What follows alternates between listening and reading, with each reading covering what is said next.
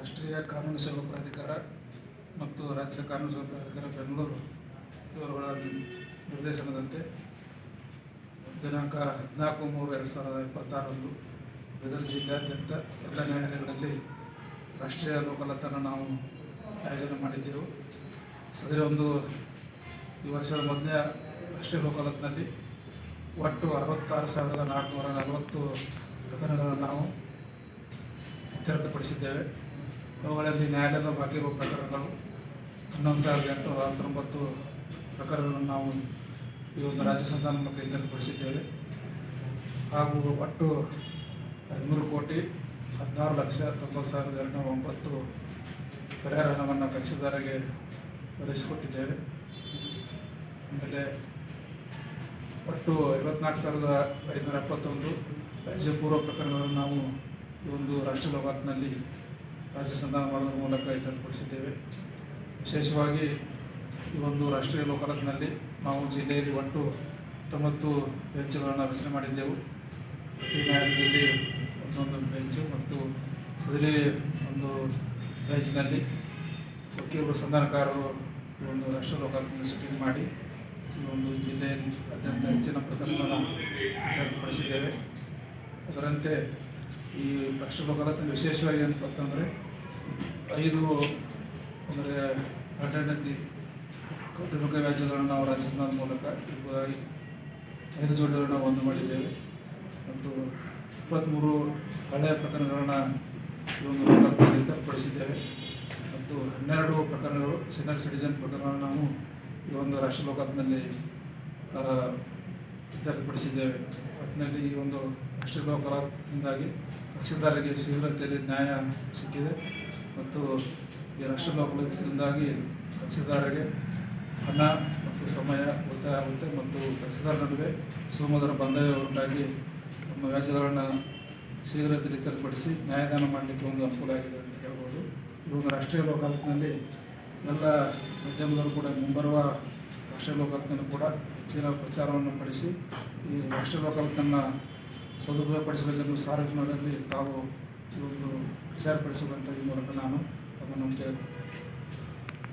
ನಡೆದಿರ್ತಕ್ಕಂಥ ರಾಷ್ಟ್ರೀಯ ಲೋಕ ಅದಾಲತ್ನಲ್ಲಿ ಇಷ್ಟೊಂದು ಪ್ರಮಾಣದಲ್ಲಿ ಈ ಒಂದು ಪ್ರಕರಣಗಳು ಇತ್ಯರ್ಥ ಆಗಬೇಕಾದ್ರೆ ಮಾಧ್ಯಮ ಸ್ನೇಹಿತರ ಮತ್ತು ಅದೇ ರೀತಿಯಾಗಿ ನಮ್ಮ ನ್ಯಾಯಾಲಯಗಳಲ್ಲಿ ಕರ್ತವ್ಯ ನಿರ್ವಹಿಸತಕ್ಕಂತಹ ವಕೀಲರ ಪಾತ್ರ ಬಹಳ ದೊಡ್ಡದು.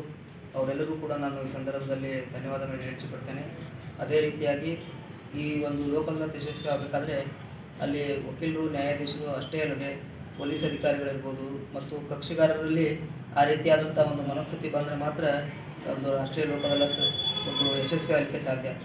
ಅಂತಹ ಒಂದು ಕರ್ತವ್ಯವನ್ನು ಮಾಡಿರ್ತಕ್ಕಂಥ ಪೊಲೀಸ್ ಅಧಿಕಾರಿಗಳಿಗೆ ಮತ್ತು ವಕೀಲರಿಗೆ ಎಲ್ಲ ನಮ್ಮ ತಾಲೂಕಿನ ವಕೀಲರ ಸಂಘಗಳಿರ್ಬೋದು, ಬೀದರ್ ಜಿಲ್ಲಾ ವಕೀಲರ ಸಂಘ ಇರ್ಬೋದು, ಎಲ್ಲರ ಪಾತ್ರ ಸಹ ಭಾಳ ಮುಖ್ಯವಾದದ್ದು. ಅವರೆಲ್ಲರಿಗೂ ಕೂಡ ನಾನು ಈ ಸಂದರ್ಭದಲ್ಲಿ ಧನ್ಯವಾದಗಳನ್ನು ಹೇಳಲಿಕ್ಕೆ ಇಚ್ಛೆಪಡ್ತೇನೆ. ಅದೇ ರೀತಿಯಾಗಿ ಮುಂಬರುವಂತಹ ಲೋಕ ಅದಾಲತ್ಗಳಲ್ಲಿ ಕೂಡ ನಮ್ಮ ರಾಜ್ಯ ಒಂದು ನಮ್ಮದೇನು ಕಾಲ್ಸರ್ದಿಂದ ಬಂದಂಥ ಡೈರೆಕ್ಷನ್ಗಳು ಇರ್ತವೆ, ಅದರ ಪ್ರಕಾರ ಇದೇ ರೀತಿಯಾದಂಥ ಕೋಆಪರೇಷನ್ ಸಿಗಲಿ ಅಂತ ನಾನು ಆಶಿಸ್ತಾ ಇದ್ದೀನಿ.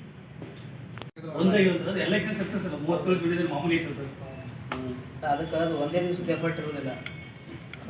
ಅದು ಯಾವಾಗ ಕೇಸ್ ಹಾಕಿರ್ತಾರಲ್ಲ ಅವಾಗಿನಿಂದ ಇಲ್ಲಿ ಮೀಡಿಯೇಷನ್ ಕಳಿಸಿರ್ತಾರೆ, ಇಲ್ಲಿ ಒಂದಿಷ್ಟು ಪ್ರಯತ್ನ ಮಾಡಿರ್ತಾರೆ, ಆಮೇಲೆ ಅಲ್ಲಿ ವಕೀಲರು ಪ್ರಯತ್ನ ಮಾಡಿರ್ತಾರೆ, ಆಮೇಲೆ ನಮ್ಮಲ್ಲಿ ಮೀಡಿಯೇಟರ್ಸ್ ಇರ್ತಾರೆ, ಅವ್ರು ಪ್ರಯತ್ನ ಮಾಡಿರ್ತಾರೆ, ಆಮೇಲೆ ನ್ಯಾಯಾಧೀಶರು ಪ್ರಯತ್ನ ಮಾಡಿರ್ತಾರೆ.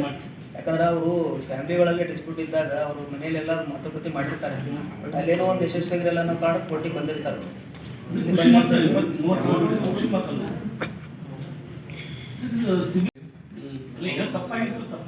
ಲೋನು ಕಂತು ಕಟ್ಲಕ್ಕೆ ತಪ್ಪಿರ್ತಾರೆ.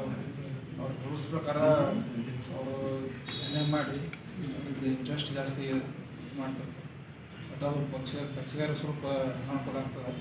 ಆದರೂ ಕೂಡ ಈ ಲೋಕಾದಾಲತ್ನಲ್ಲಿ ಬ್ಯಾಂಕ್ ಮ್ಯಾನೇಜರ್ಸು ಹೆಚ್ಚಿನ ಪ್ರಕರಣಗಳನ್ನು ನಾವು ಕ್ಲಿಯರ್ ಮಾಡಲಿಕ್ಕೆ ಪ್ರಯತ್ನ ಮಾಡಿದ್ವಿ. ಕೆಲವೊಂದು ಬ್ಯಾಂಕ್ದವರು ಪ್ರಿನ್ಸಿಪಲ್ ಅಮೌಂಟಲ್ಲಿ 50% ಬಿಡ್ತಾ ಇದ್ದಾರೆ. ಆದರೂ ಸಹಿತ ಜನ ಎಸ್ಪೆಷಲಿ ಕೆನರಾ ಬ್ಯಾಂಕ್ದವರು ಒಳ್ಳೆಯ ಒಂದು ಅವಕಾಶ ಕೊಡ್ತಾರೆ. ಇಂಟ್ರೆಸ್ಟ್ ಆಗಿ ಎಲ್ಲ ಜಾಸ್ತಿ ಆಗಿರುತ್ತೆ. ಪ್ರಿನ್ಸಿಪಲ್ ಅಮೌಂಟ್ಗಾಗಿ 50% ಕೂಡ ಕಡಿಮೆ ಮಾಡ್ತಾ ಇದ್ದಾರೆ. ಒಂದು ರಿವಿಸನ್ ಸರ್ ಭಾಳ ದಿವಸ ಪ್ರಶ್ನೆ ಕೇಳ್ತಿರೋದು ಇನ್ನೂ ಸೊಲ್ಯೂಷನ್ ಆಗಿಲ್ಲ.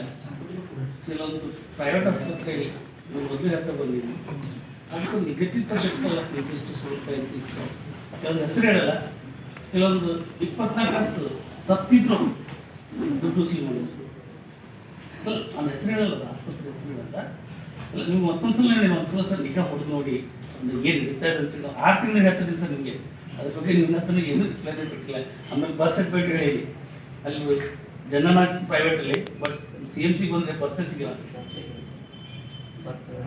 ಹಾಂ ಮೊದಲು ಇರ್ತೀನಿ ಸರ್ ನಮ್ಮ ಕೋರ್ಟ್ನಲ್ಲೇ ಸತ್ಯ ಈಗ ಈ ಒಂದು ಲೋಕಾಯುಕ್ತ ಅದೇ ಕಾರಣ ಸ್ವಲ್ಪ ಆಗಲಿ ಏನು ಗೊತ್ತಾ ಅವರು ಏನೋ ಸರ್ಕಾರಿ ಟ್ಯಾಕ್ಸ್ ಕಟ್ಟೋದಿತ್ತು ಡೆಲಿವರಿ ಆಗಿತ್ತು ಅದು ಕಿಟ್ಲಕ್ಕೆ ಏನು ಮಾಡ್ತಾರೆ ಕಳ್ಸಲಾಗಿ ನಾವು ಪ್ರೈವೇಟ್ ಲಿಸ್ಟ್ ಆಗಿರೋದು ಅದು ಮತ್ತು ತಾಯ್ತಂದು ಏನಂತ ಅಂದ್ರೆ ಇಲ್ಲ ಅಂದ್ರೆ ಮತ್ತೆ ಕೋಟಿ ಬರಬೇಕು ಇಲ್ಲಿ ಪರದಾಟ ಆಗ್ಬೇಕು ಇಂತೆಲ್ಲ ಅದಕ್ಕೊಂದು ಸೊಲ್ಯೂಷನ್ ಅದಕ್ಕೆ ಭಾಳ ಕೀವ್ ಹ್ಯಾಕಿಂಗ್ ಅಂತ ಅಡ್ಮಿನಿಸ್ಟ್ರೇಟಿವ್ ಪ್ರಾಬ್ಲಮ್ ಇದೆ ಈ ಪ್ರಾಬ್ಲಮ್ ಎಲ್ಲ ಡಿ ಸಿ ಅವರು ನೀವು 6 ತಿಂಗಳು ಕೀವ್ ಹಾಕ್ತಿದ್ದೀನಿ ನೋಡಿ ಸರ್ ಸ್ವಲ್ಪ ಅದ್ರ ಬಗ್ಗೆ ಗಮನ ಹರಿಸಿ ಅಂತ ಕೆಲಸ ಮಾಡಿ ಅದ್ರ ಬಗ್ಗೆ ಒಂದು ಪೆಟಿಷನ್ ಕೊಡಿ ಇದು ಕೊಡ್ರಿ ಅನ್ನೋದ್ರೆ ಪೊಲೀಸ್ ಕೇಸ್ ಮಾಡಿ ಅವ್ರಿಗೆ ಮುಗಿಸ್ಕೊಡ್ತೀನಿ ಅಲ್ಲ ಅವ್ರಿಗೆ ಏನದ ಇಲ್ಲ ಒಳ್ಳೇದಲ್ಲ ಸರ್ ಸಮಾವೇಶಗಳು ಆದರೆ ಎಲ್ಲ ನಾವು ಮಾಡ್ತಾ ಇದ್ದೀವಿ ಸಾರ್ವಜನಿಕರಿಗೆ ಏನು ತೊಂದರೆ ನಡೆಸೋದು ಒಂದು P L C case register ಮಾಡಿ ಕಳಿಸಿದ್ರೆ